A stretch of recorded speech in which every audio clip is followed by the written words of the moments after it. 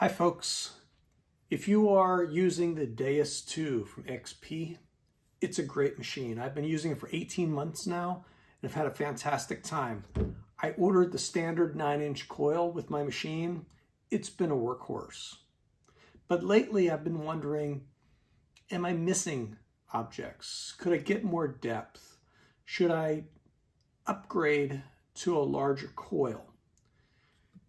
Well, I took the plunge and went with the 11 by 13 inch elliptical coil. I've used it for 3 days now and I'd like to share with you my initial thoughts. The first thing to note is that the coil is really giving you a massive increase in coverage. I mean, when you overlay the two coils, it's quite a huge difference. So you definitely are picking up more coverage in your swings, allowing you to get more ground, detect more objects. Maybe I'll think about it this way. I'll go through the good, the bad, and the ugly to give you a sense for what I found with this machine. I tried it on 3 different fields. 2 of the fields I had detected before. One field was my own backyard, where the week before I got the large head, I found a wonderful 1746 Spanish Real silver coin in just beautiful condition with my 9-inch coil. I know there's silver here. I found other silver, and being a colonial house that dates to 1790, it's not surprising. The second field is a park. The park has been hit a million times. It was a very popular park, once held an amusement park, and I found my first silver dime on that park, again with a 9-inch coil. The third site was a new site, a new permission. It's a house that dates back to the 1750s. Turned out to be a bit trashy, but I found a couple of nice Indians and a few other relics on that field. So the good. Let's talk about the good and what I liked about the new 11 by 13 inch coil. First was the depth.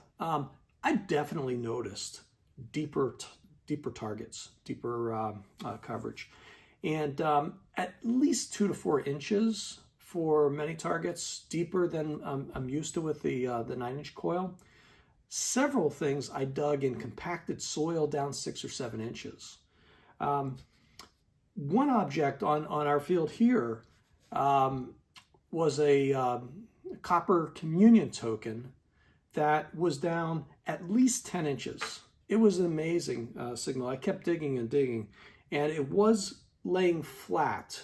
So, it was something that the coil definitely caught 10 inches below the surface. But when I dug that hole and found the coin, it was laying face up. I put my Garrett pinpointer in, and I still had another inch or 2 on top to the surface of the soil. So it definitely gets good, deep penetration, good objects. I also found it very sensitive. So to tiny, small objects, I was amazed at some of the tiny aluminum or copper fragments I was finding with this large coil that typically I would find with a 9-inch, but it was there. So no loss of sensitivity. It was very impressive. Battery life from XP, they say 12 hours on this coil.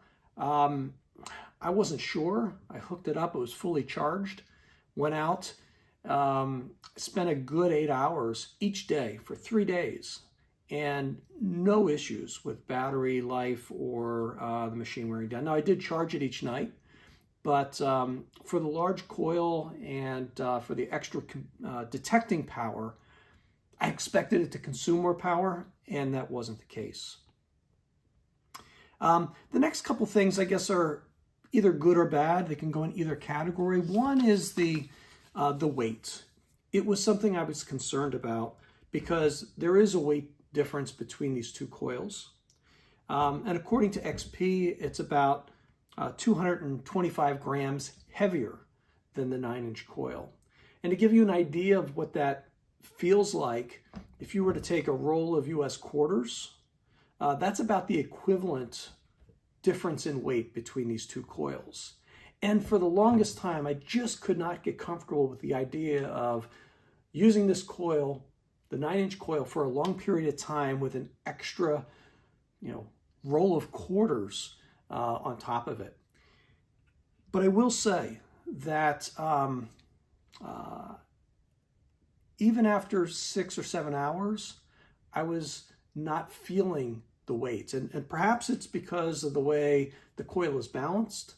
But at least in these first 3 trips out with the larger coil, I really didn't find it oppressively heavy, which made detecting easy and delightful, really, because I was getting better depth, I was getting better coverage, and I didn't feel like I was sacrificing weight. I just got used to it, and it wasn't an issue. I did also find that I was getting a lot more noise, a lot more signals. I guess I should say signals, not noise. But there was a lot more chatter in my headphones than I was used to for the 9-inch. And that makes sense because you've got a larger coverage area, so it's probably picking up adjacent objects. I've got to get used to that, and I've got to get better at discriminating between good objects and bad objects. I feel like I did miss some objects because there was so much going on in my headphones at times, especially on a trashy site. And I guess it's both a good and a bad. Good is it's picking up many signals. The bad is I really have to readjust to how I interpret what I'm hearing to make sure I get all the good objects out of the ground. In terms of the ugly, I will say that I was getting more iron than I expected. Not huge iron, but generally smaller iron objects and deeper. So I also noticed I was getting a lot more rusty nails and screws and nuts and bolts. Small objects, which is a good thing, but not the types of objects that we're looking for. So it was there, this plus the additional chatter in my ears, something I think I need to get used to as opposed to something that's a deterrent from getting the coil. Also in the ugly is the setup. I was warned that the coil needs to be paired to the same version as the remote control, and XP is not the greatest when it comes to software. It's the thing that I find clunkiest about my XP experience, although I love the machine. I'm from the software industry, so historically I've seen that companies that make good hardware make lousy software, and companies that make good software make lousy hardware. It's hard to find a company that can do both well. In the XP's case, the updating process, while it's fantastic as conceptually, I find that the software is sometimes a little clunky, and I feel a little bit unsure when I use it that I'm deleting something that's working perfectly fine and I'm gonna create issues for myself down the line. That hasn't happened.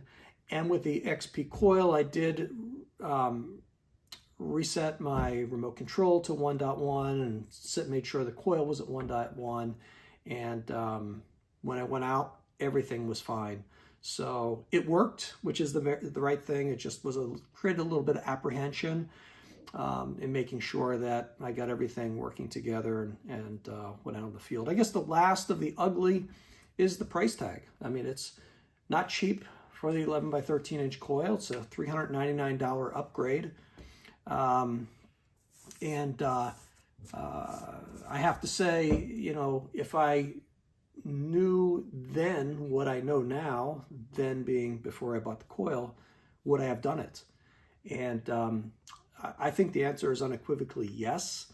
I do feel it's a new tool in the arsenal. It's certainly a very different coil than the 9-inch.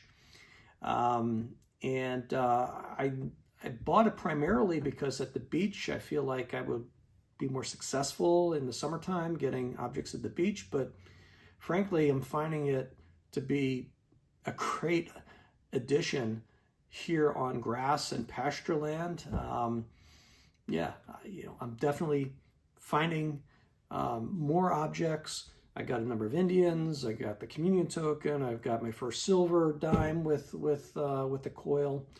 I've got some 17th century or 18th century nails, a little 18th century